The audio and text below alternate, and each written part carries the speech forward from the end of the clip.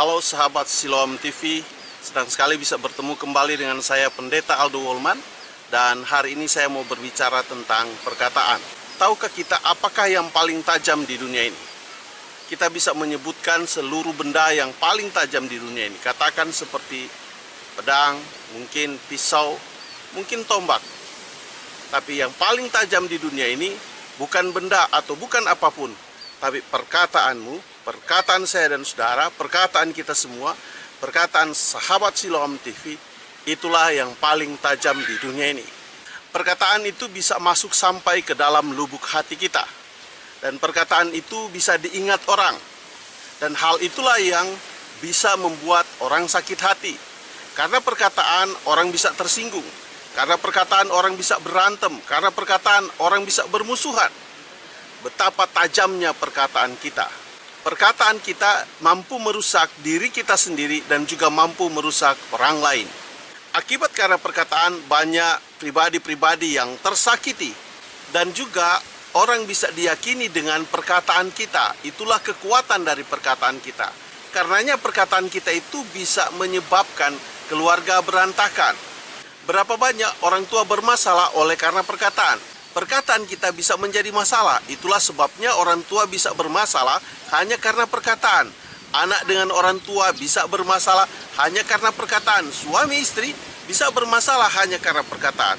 Bahkan kita dengan sahabat kita bisa menjadi masalah karena perkataan. Pekerjaan, bisnis kita juga bisa menjadi masalah hanya karena perkataan.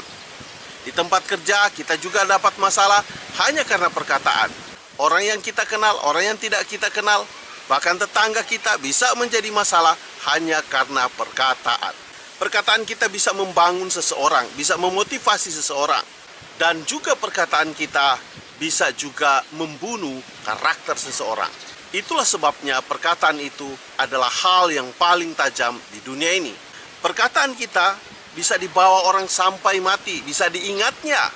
Perkataan kita mungkin menyakiti hatinya atau membuat dia tersinggung, bisa dibawa sampai mati. Dan perkataan kita bisa juga membangun seseorang. Perkataan kita juga bisa memberikan semangat kepada seseorang. Orang yang tadinya tidak bersemangat, kita bisa memotivasi dia dengan perkataan sehingga dia memiliki semangat untuk bangkit dan hidup lebih baik lagi. Perkataan kita bisa menghibur orang. Orang dalam keadaan sedih, kita bisa menghibur dia dengan perkataan kita. Perkataan kita itu memiliki kekuatan. Oleh sebab itu perkataan kita bisa menasihati orang.